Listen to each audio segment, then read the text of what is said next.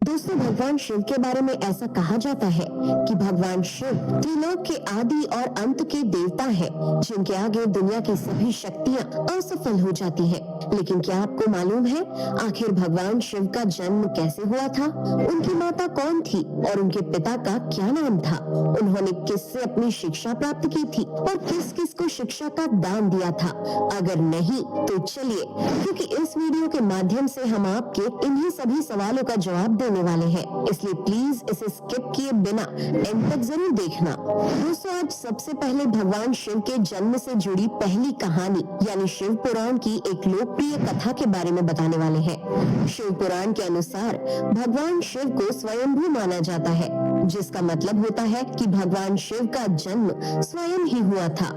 यानी कि इससे एक बात तो साफ हो जाती है कि ना ही भगवान शिव की कोई माता है और ना ही उनके कोई पिता है। इसी कारण से भगवान शिव पंच तत्वों से भी परे हैं, जिस कारण से इन्हें मृत्यु का भी कोई भय नहीं है और इनकी मृत्यु कभी नहीं हो सकती। पर अब बात करते हैं विष्णु पुराण में बताई गई भगवान शिव के जन्म से जुड़ी हुई एक और कहानी के बारे में। विष्णु पुराण में बताया गया है कि भगवान विष्णु के माथे से निकलने वाले तेज के कारण भगवान शिव की उत्पत्ति हुई थी और उनके नाभि से निकलते हुए तेज से कमल पर विराजमान ब्रह्मा जी का जन्म हुआ था। मगर दूसरी ओर भगवान विष्णु के जन्म के बारे में शिव पुराण में बताया गया है कि एक बार की बात है जब भगवान शिव अपने घुटने मल रहे थे और उनके घुटनों से निकलने वाले मैल से भगवान श्री विष्णु जी का जन्म हुआ था। पर अगर ऐसा हुआ है तो विष्णु पुराण और शिव पुराण एक दूसरे से बिल्कुल अलग है। इस कथा के अलावा भगवान शिव के जन्म की एक और पौराणिक कथा काफी ज्यादा पॉपुलर है, जिसे शायद आपने बड़े बुजुर्गों से सुना होगा। पर अगर नहीं सुना तो आपकी जानकारी के लिए बता दें कि एक बार की बात है जब भगवान विष्णु और परम ब्रह्मा जी के बीच इस बात पर बहस छिड़ गई थी कि आखिर इस संसार में सबसे महान कौन है। और जब भगवान विष्णु और भगवान ब्रह्मा इस बात को लेकर बहस कर रहे थे तो एक जलते हुए खंबे के रूप में महादेव उनके बीच आए थे। दोस्तों, वो दोनों इस रहस्य को नहीं समझ पाए और तभी अचानक से एक आवाज आई जिसने कहा कि जो भी इस खंबे का छोर ढूंढ लेगा वही सबसे महान कहलाएगा। ऐसा सुनते ही ब्रह्मा जी ने एक पक्षी का रूप लिया और खंबे का ऊपरी हिस्सा ढूंढने निकल गए। वहीं विष्णु जी ने वराह का रूप धारण किया और खंबे का अंत ढूंढने निकल गए। बहुत देर तक खोजने के बाद भी दोनों में से किसी को भी खंबे का छोर नहीं मिला और दोनों हार मानकर वापस आ गए। जिसके बाद भगवान शिव अपने असली रूप में आए और फिर भगवान विष्णु और ब्रह्मा जी ने ये मान लिया कि महादेव ही सबसे महान और शक्तिशाली है। इनसे बड़ी शक्ति इस दुनिया में कोई नहीं है। इसके साथ ही शिव पुराण में बताया गया खंबा इस बात को दर्शाता है कि ना ही भगवान शिव जन्मे थे और ना ही उनका कोई अंत है। और एक कारण तो यही है कि भगवान शिव को स्वयंभू कहा जाता है, यानी भगवान शिव का अंत है ही नहीं, वे अमर हैं। अब हम बात करते हैं भगवान शिव से जुड़े एक ऐसे विषय के बारे में जो सबसे ज्यादा प्रसिद्ध है कि क्या भगवान ब्रह्मा भगवान शिव के पिता है।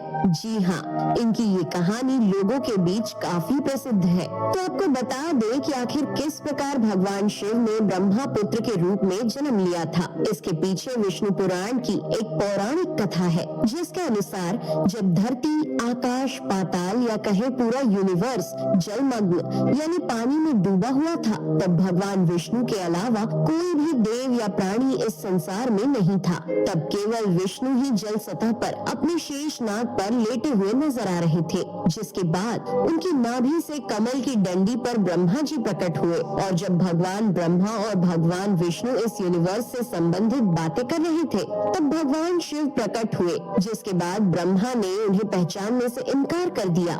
इस कारण से भगवान शिव रूठ गए और उनके रूठ जाने के कारण भगवान विष्णु ने उन्हें दिव्य दृष्टि प्रदान कर ब्रह्मा जी को भगवान शिव की याद दिलाई।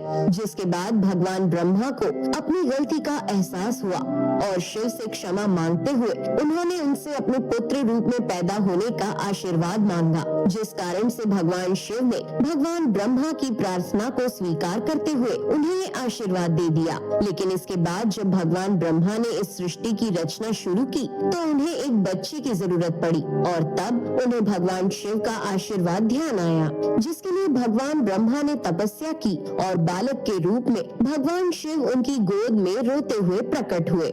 आपको बता दें कि ये भगवान शिव का एकमात्र बाल रूप है।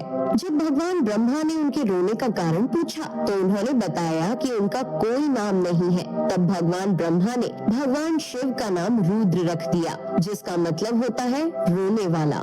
पर इसके बावजूद भी भगवान शिव चुप नहीं हुए, इसलिए ब्रह्मा ने उन्हें दूसरा नाम दिया, पर शिव को वो नाम भी पसंद नहीं आया और फिर भी वे चुप नहीं हुए।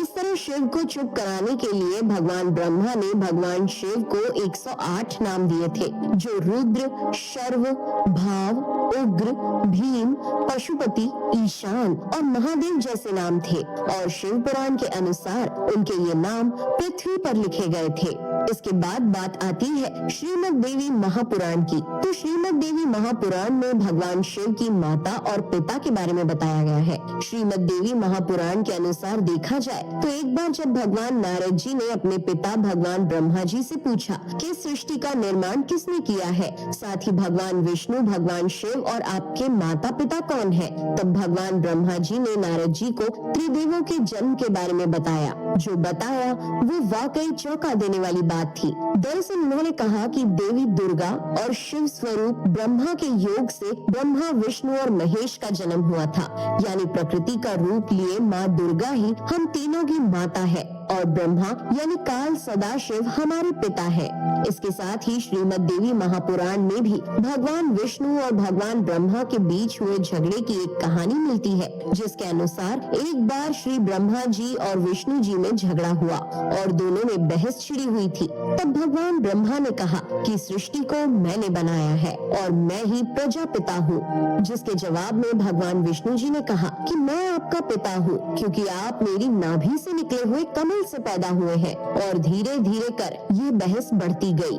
दोस्तों, इसके बाद इन दोनों का झगड़ा सुनकर सदाशिव वहाँ पहुँचे और उन्होंने कहा कि पुत्रों, मैंने ही तुमको इस संसार को बनाने और इसे संभालने के केवल 2 काम दिए हैं। इसी प्रकार मैंने शंकर और रुद्र को संहार और तिरोगति के कार्य दिए हैं। इसके साथ ही उन्होंने कहा कि मेरे 5 मुख हैं, एक मुख से अकार, दूसरे मुख से उकार, तीसरे मुख से मुकार, चौथे मुख से बिंदु और 5वें मुख से नाद यानी कि शब्द प्रकट हुए हैं।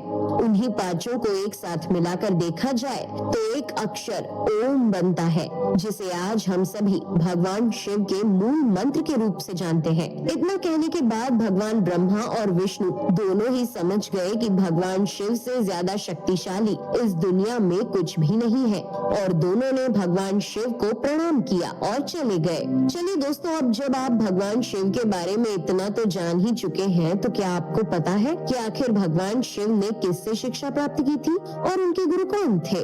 हम जानते हैं शायद ही इसका जवाब आप में से किसी को पता होगा, पर जिन्हें नहीं पता उन्हें बता दें कि भगवान शिव स्वयं इस संसार के गुरु माने जाते हैं, जिन्होंने इस संसार में गुरु शिष्य की परंपरा की शुरुआत की थी। लेकिन अगर सवाल आता है कि आखिर भगवान शिव किसके गुरु थे, तो आपको जरूर जान लेना चाहिए कि हिंदू धर्म के ग्रंथ कहते हैं कि ब्रह्मा जी और शिव जी इस संसार के सबसे पहले गुरु हैं, जिन्होंने गुरु शिष्य के इस रिश्ते की शुरुआत की थी। जहां भगवान ब्रह्मा ने अपने मानस पुत्रों को शिक्षा प्रदान की थी, वहीं भगवान शिव ने अपना ज्ञान केवल अपने 60 शिष्यों को दिया था, यानी भगवान शिव 60 शिष्यों के गुरु थे और वे जिन शिष्यों के गुरु थे उन्हें आज के समय में सप्त ऋषियों का दर्जा दिया गया है। तो दोस्तों, ये थे भगवान शिव के जन्म से जुड़े हुए कुछ फैक्ट्स, जो आपको कैसे लगे हमें कमेंट करके जरूर बताइए। साथ ही अगर आपको वीडियो पसंद आया हो तो इसे लाइक और चैनल को सब्सक्राइब। यदि कहानी अच्छी लगी हो तो हमारे चैनल को सब्सक्राइब करें। आगे भी हम आपके लिए ऐसी अच्छी अच्छी कहानियाँ लेकर आते रहेंगे। वंस अगेन धन्यवाद।